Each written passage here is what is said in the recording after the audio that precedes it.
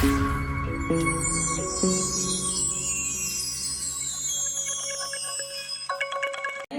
सो अभी हम देखने वाले हैं क्या, इंडियन ज्योग्राफी। और इंडियन ज्योग्राफी का एक नेक्स्ट पार्ट है और इसमें हम लोग कहाँ आ गए हैं तो भाई ये सारी चीजें कणों के आधार पे हमने इसका वर्गीकरण देख लिया है। अब कणों के आधार पे जो वर्गीकरण देखा है तो इसमें हमने बहुत सारी चीजों को कवर किया है। बट इसके बाद अब हमको देखना क्या है, तो हमने पहले भी आपको बताया था कि दो तरीके से मैदान का वर्गीकरण होता है। एक तो मिट्टी के कण के आधार पे, दूसरा नदियों के क्षेत्र के आधार पे। तो अब ये हमने कंप्लीट कर लिया है, अब इसको हम कंप्लीट करने वाले हैं। तो चलिए ज्यादा समय आपका ना लेते हुए हम कहाँ आ जाते हैं, हम यहाँ आ जाते हैं। और हम यहाँ आएंगे तो क्या समझेंगे, हम समझेंगे कि ये जो मैदान है, इस मैदान में अगर हम कुछ देख रहे हैं तो क्या देख रहे हैं सर जी, ये मैदान में हम देख रहे हैं क्या, क्षेत्र के आधार पर मैदान का वर्गीकरण। तो अगर हम क्षेत्र के आधार पर मैदान का वर्गीकरण देख रहे हैं तो कितने प्रकार का हमने देखा है, हमने 4 प्रकार का देखा है। ठीक है, 4 प्रकार का हमने देखा है। और वो 4 प्रकार कौन कौन हैं, 4 प्रकार कौन कौन हैं उनके बारे में हम लोग समझ लेते हैं। तो 4 प्रकार अलग अलग जो हैं वो कौन कौन से हैं, आ जाओ भाई इधर आ जाओ फटाफट। तो 4 प्रकार कौन कौन से हो जाते हैं, यहां से एक सीधी सी लाइन ड्रॉ करना है और इसको हटा के रुक जाओ, यहां से एक लाइन सीधी खींच देते हैं और इसका कलर भी चेंज कर देते हैं ताकि थोड़ा सा आपको अच्छा लगे। आपको अच्छा लगे इसके लिए हम कुछ भी कर सकते हैं। ठीक है, चलिए यहाँ पे अब हमको क्या समझना है, कणों के आधार पे तो देख लिया है, तो क्षेत्र के आधार पे, क्षेत्र के आधार पे देखिए इसको पहले बना दीजिए। ये कौन है, तो ये आपका अपना प्यारा भारत देश। बाकी आपको पता होगा कि पाकिस्तान को क्या मिला है, पाकिस्तान टॉप कर गया है। पाकिस्तान टॉप कर गया है किस क्षेत्र में, पाकिस्तान टॉप कर गया है प्रदूषण के क्षेत्र में। पाकिस्तान को बधाई देनी चाहिए, क्यों देनी चाहिए बधाई, क्योंकि पाकिस्तान जो टॉप किया है ऐसे टॉप करता रहे भविष्य में, इसलिए हम उसे बधाई देंगे। वो किस क्षेत्र में अभी टॉप किया है, तो पाकिस्तान अभी टॉप किया है एक प्रदूषण के क्षेत्र में। अभी टॉप किया है किस क्षेत्र में, तो अभी टॉप किया है भाई वो जितने आतंकवाद में। तो पाकिस्तान ऐसे कई लिस्ट में आता है जहां टॉप 10 नहीं, टॉप 1 पर आ जाता है, जिसके बाद किसी की इतनी हिम्मत नहीं बचती है कि उसके सामने कोई पहले नंबर पे जाए। तो पाकिस्तान बहुत ही प्यारा देश है जो हर बार ऐसे कार्यों में टॉप पर जाता है। इसलिए भैया आपको बहुत बहुत बधाई हो, आप ऐसे ही आगे फिर से टॉप करते रहें और हम लोगों को इन क्षेत्रों में टॉप करने की कोई जरूरत नहीं है, आप एक क्रेडिट खुद लेते रहें तो एक क्रेडिट आपको मिलना चाहिए। पाकिस्तान का एक क्षेत्र लाहौर है, लाहौर प्रदूषण के क्षेत्र में सबसे पहले नंबर पे आया है। और अगर बात करते हैं हमारे देश का, लोनी थोड़ा सा एक बुरा रहा, ठीक है, लोनी ये प्रदूषण में पहले नंबर पे आ गया है, लेकिन पाकिस्तान के कंपैरिजन में नहीं, हम 6वें नंबर पे हैं, पाकिस्तान पहले नंबर पे है। हम टॉप 10 पे हैं, पाकिस्तान टॉप 1 पर है। ठीक है, तो बाकी बांग्लादेश, बांग्लादेश दूसरे नंबर पे है। ठीक है, तो ये सारी चीजें पाकिस्तान के लिए थोड़ी सी याद रखिएगा कि पाकिस्तान हमारा जो पड़ोसी है वो टॉप किया है। तो मिठाई उठाई जो है बांटेगा आपको जल्द ही, तो आपको मिठाई, और हो सकता है कि लड्डू ना बांटे तो छेना आपको दे दे, इसलिए वो उसको जो है ज्यादा खुशी हुई है। थोड़ी बहुत खुशी हम लोगों को भी हुई है, तो फिर क्योंकि भैया पड़ोसी टॉप किया तो तनी मनी तो खुशी होती ही है। ठीक, चलिए देखते हैं और क्या समझना है आगे। आगे अपने टॉपिक पे आते हैं, आगे अपने टॉपिक पे आ गए। तो ई क्षेत्र को कहते हैं क्या, इस क्षेत्र को कहते हैं राजस्थान का मैदान। लेकिन इसके बाद का ये जो क्षेत्र है, इस क्षेत्र को कहते हैं पंजाब हरियाणा का मैदान। ये पंजाब हरियाणा का मैदान। और ये जो बीच वाला क्षेत्र है, इस बीच वाले क्षेत्र को क्या नाम देते हैं? तो इस बीच वाले क्षेत्र को नाम दे देते हैं यहाँ का ये क्षेत्र गंगा का मैदान। और जो लास्ट बट नॉट लीस्ट यहाँ आखिरी में आता है, इस क्षेत्र को नाम दे देते हैं क्या? ब्रह्मपुत्र का मैदान। ब्रह्मपुत्र का मैदान, ठीक है। इस तरीके से इसके अलग अलग नाम, अलग अलग वर्गीकरण हम कर देते हैं। तो एक एक को समझेंगे। और पहले नंबर पे हम किसके बारे में समझने वाले हैं? तो पहले नंबर पे हम समझने वाले हैं राजस्थान के मैदान के बारे में, ठीक है। पहले नंबर पे हम राजस्थान का मैदान जो है इसी के बारे में समझेंगे। चलिए देखते हैं। तो पहले नंबर पे कौन आ गया जी? पहले नंबर पे आ गया राजस्थान का मैदान।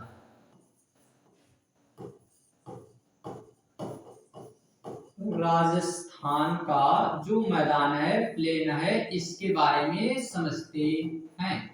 देखिएगा, राजस्थान का मैदान दो तरीके से हम लोगों को समझना है। पहला तो भाई इस राजस्थान के मैदान में याद रखेंगे, एक क्षेत्र आएगा मरुस्थल का और एक दूसरा क्षेत्र आता है जो मैदान, ठीक है। जो मरुस्थल का क्षेत्र है यहाँ पर देखने को मिलेगा हमको थार मरुस्थल, थार डेजर्ट के नाम से जाना जाता है। और जो मैदान है ये मिलेगा जयपुर उदयपुर का मैदान।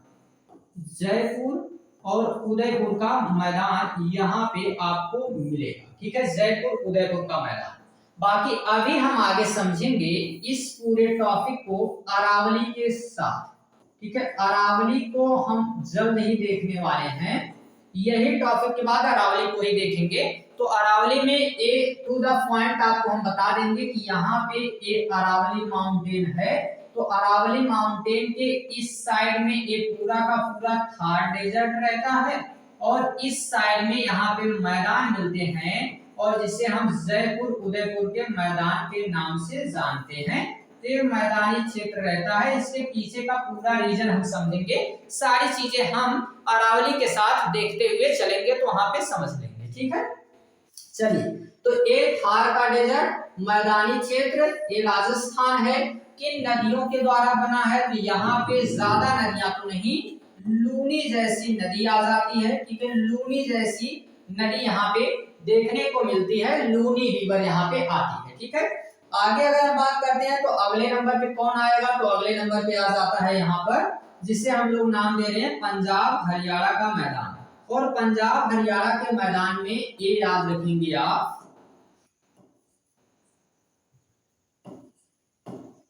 पंजाब हरियाणा। तो पंजाब हरियाणा के मैदान में क्या क्या चीजें याद रखनी है? इसमें याद रखना है पंजाब हरियाणा के इस मैदान में कि यहाँ अगर हम बात करते हैं तो पहली बात तो ये 5 नदियों से मिलकर बना है। कौन? पंजाब 5 नदियों से मिलकर बना है।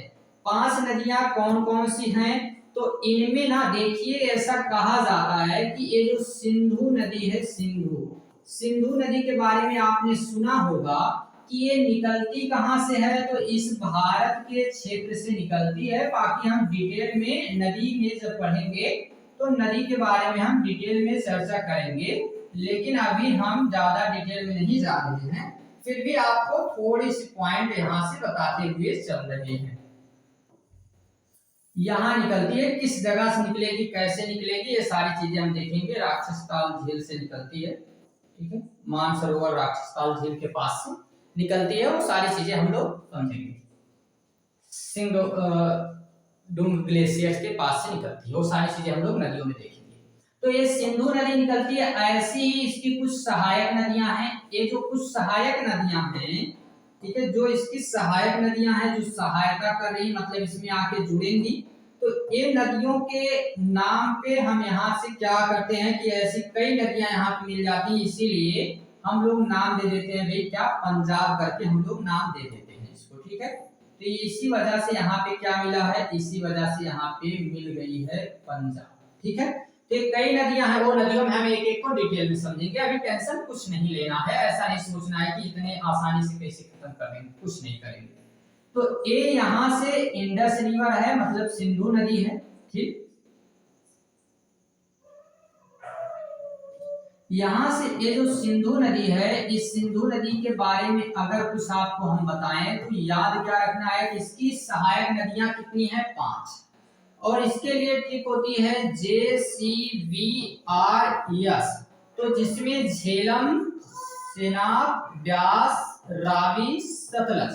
ठीक है, तो इसमें आ जाती है झेलम, सेनाब और ब्यास, इसमें आएगी ब्यास, अरे स्पेलिंग देख लेना, और ये हो जाएगी रावी और ये हो जाएगी सतलज। कई बार सतलुज भी लिख दिया जाता है। तो ये नदी है, इसकी सहायक नदियां, यहाँ पे इसके लिए ट्रिक याद रखा जाता है। तो यही नदियां सब मिलके क्या करती हैं? तो यही सब की सब नदियां एक साथ मिलके क्या बनाती हैं? माना जाता है कि ये क्षेत्र पंजाब का पहले था, बट अभी सब नदियां यहाँ नहीं, क्योंकि पंजाब पहले पाकिस्तान में भी आधा हमारा चला गया है। तो जैसे हमारा राष्ट्रगान पंजाब सिंध गुजरात मराठा है, तो उसमें आप देखे होंगे नाम आता है पंजाब सिंध। तो पंजाब और सिंध ये सब हमारा है। हम चाहते हैं कि राष्ट्रगान कैसे संशोधन करें, क्यों ना जमीन ही संशोधित कर दी जाए, सिंध को और पंजाब को अपने देश में मिला लिया जाए। इससे बढ़िया कोई उपाय तो हमको नहीं दिख रहा है। तो यही चाह रहा है कि इसको अपने पास जो है मिला लेते हैं हम लोग। राष्ट्रगान कौन जाए संशोधन करने, तो इनसे लेके इसको अपने में मिलाएंगे, बहुत जल्द उस समय आने वाला है, तो हम लोग उसको मिलाएंगे।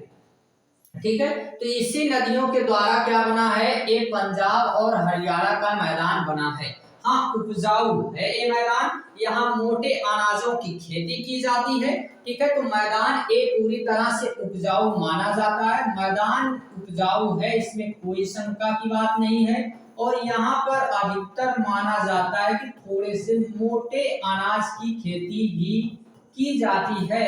अब बाकी तो आप पंजाब हरियाणा के लोगों को देखे ही होंगे, का लाजवाब खेती करते हैं, इन सारी चीजों में ते बड़े ही अच्छे से भिड़े रहते हैं।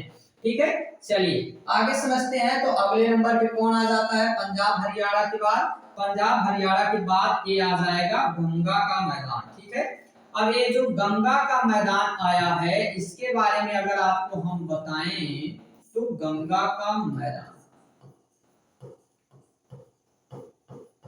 ठीक है भाई, और गंगा के मैदान में कुछ पॉइंट याद रखनी है। क्या क्या पॉइंट याद रखनी है?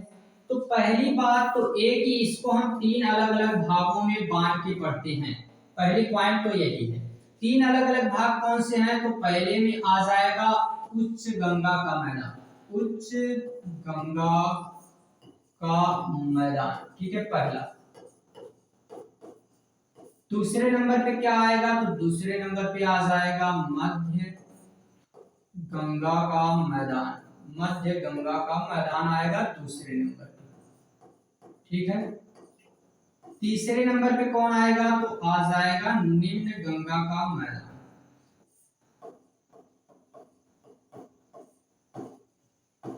निम्न गंगा का मैदान। ठीक, बाकी इन सभी में एक कॉमन बात क्या याद रखनी है कि ये बना किससे है? तो गंगा नदी से और इसकी सहायक नदियों से बना है। गंगा नदी और इसकी सहायक नदियां। अब गंगा नदी और इसकी सहायक नदियों को डिटेल में हमने ऐसे तो पढ़ाया है, लेकिन अब फिर से आपको पढ़ाएंगे जो डिटेल में, तो वहां से आपको दोबारा हम पढ़ाने वाले हैं। जब एक क्लास जब वहां तक हम लोग पहुंचेंगे तो फिर आपको पढ़ाएंगे बहुत ही डिटेल में।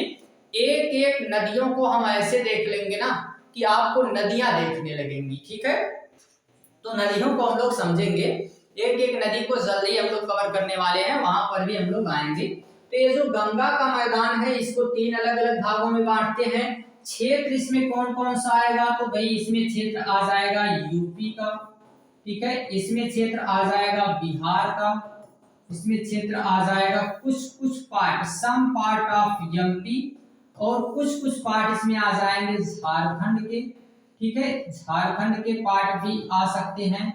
कुछ कुछ पार्ट इसी में आपको देखने को मिलेगा, मे भी बहुत थोड़ा सा पार्ट आया बट आता है वेस्ट बंगाल। ठीक है, ये पार्ट भी इसमें आ जाएंगे। जिसे हम लोग मैदान के अंतर्गत रखेंगे। अब उच्च गंगा का मैदान किसे कहेंगे, तो जब भाई यूपी से स्टार्ट होता है तो यूपी का जो ईस्टर्न पार्ट है उसे उच्च गंगा के मैदान में रखते हैं, तो ईस्टर्न यूपी को हम कह सकते हैं ईस्टर्न यूपी। और मध्य गंगा में अगर बात करते हैं तो पूरा का पूरा यूपी आएगा, लगभग यूपी का पूरा पार्ट, और साथ में इसमें आ जाएगा बिहार का पार्ट। बट आगे अगर बढ़ते हैं निम्न गंगा में बात करते हैं तो निम्न गंगा में भाई ये बिहार के लास्ट का पार्ट आता है और फिर उधर झारखंड और ये सभी चीजें जो है उसमें आ जाती हैं। ठीक, तो ये चीज तो हमको देखने को मिला गंगा के मैदान के बारे में। बाकी ठीक है, और इस सारी चीजों को हम लोग समझते हुए चलेंगे। यहाँ से मैप वगैरह आप देख सकते हैं, ये सभी इनकी सहायक नदियां वगैरह दिखाई गई, बट इनको हम सहायक नदियों को अभी समझने वाले नहीं हैं। ये पूरा का पूरा क्षेत्र यही गंगा के मैदान का कहा जाता है, ये पूरा गंगा के मैदान का क्षेत्र है। ठीक है, यूपी, बिहार, ये वेस्ट बंगाल, ये सब आ जाएंगे इसमें। ठीक है, चलिए भाई आगे आते हैं और लास्ट देखते हैं हम क्या, लास्ट देखते हैं हम लोग ब्रह्मपुत्र का मैदान।